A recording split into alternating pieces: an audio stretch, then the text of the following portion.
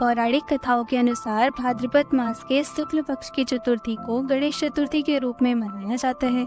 यह तो हम सब जानते हैं कि गणेश चतुर्थी पर भगवान गणेश की मूर्ति को घर लाकर 10 दिनों तक विधि विधान के साथ उनका पूजन किया जाता है और अनंत चतुर्दशी के दिन भगवान श्री गणेश जी की मूर्ति का विसर्जन किया जाता है।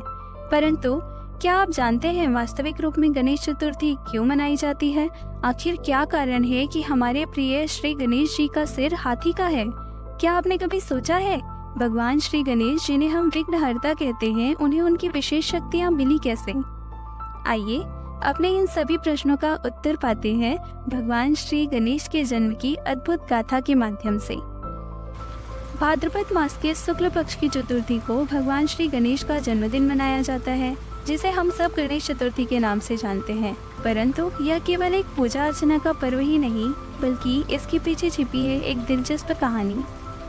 एक बार माता पार्वती स्नान करने जा रही थी, तभी उन्होंने अपने शरीर के उपटन से एक पुत्र की प्रतिमा बनाई और उसमें जीवन डाल दिया। उन्होंने उस बालक का नाम गणेश रखा। गणेश अर्थात गणों के ईश्वर, यानी समस्त जीवों के स्वामी। माता पार्वती ने अपने पुत्र गणेश से कहा, गणेश, मैं स्नान करने जा रही हूँ और जब तक मैं लौट कर ना आऊँ तुम द्वार पर पहरा देना। बिना मेरी अनुमति के किसी को भी अंदर मत आने देना। भगवान श्री गणेश अपनी माता की आज्ञा का पालन करते हुए द्वार पर पहरेदारी करना शुरू कर देते हैं। कुछ समय बाद भगवान शिव वहाँ आते हैं। जब वे अंदर जाने लगते हैं तो भगवान श्री गणेश उन्हें रोक देते हैं। भगवान शिव ने कहा, मुझे रास्ता दो, मैं अंदर जाना चाहता हूँ। लेकिन गणेश जी ने अपनी माता की आज्ञा का पालन करते हुए उन्हें द्वार पर ही रोक दिया। भगवान शिव ने कई बार आग्रह किया, परंतु गणेश जी अपनी जगह पर अड़िग रहे। अंततः भगवान शिव का धैर्य टूट गया और वह क्रोधित हो उठे। क्रोध में आकर भगवान शिव ने त्रिशूल से गणेश जी का सिर धड़ से अलग कर दिया।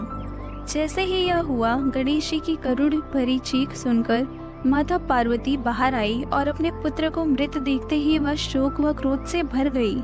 क्रोधित होकर माता पार्वती ने भगवान शिव से कहा, अगर आपने मेरे पुत्र को इसी समय जीवित नहीं किया तो मैं समस्त सृष्टि का नाश कर दूंगी। इस समय भगवान शिव समझ गए थे कि माता पार्वती का क्रोध सृष्टि के लिए अत्यंत घातक हो सकता है।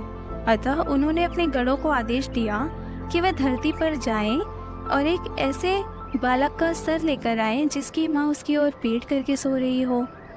जब गण धरती पर गए तो उन्होंने एक हाथी के बच्चे को देखा जिसकी माँ उसकी तरफ पीट करके सो रही थी और वह हाथी के बच्चे का सिर काट कर ले आए। उस समय भगवान शिव ने गणेश जी के धड़ पर वह सिर लगाया और उन्हें पुनः जीवित कर दिया। इसके बाद भगवान शिव ने गणेश जी को सभी गणों का स्वामी घोषित किया तथा उनका एक और नाम गणपति पड़ा। यही कारण है कि हम गणेश चतुर्थी को गणेश जी के जन्मदिन के रूप में मनाते हैं और हर शुभ कार्य की शुरुआत गणेश जी के नाम से की जाती है।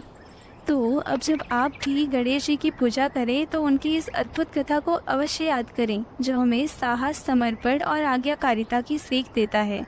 जय श्री गणेश।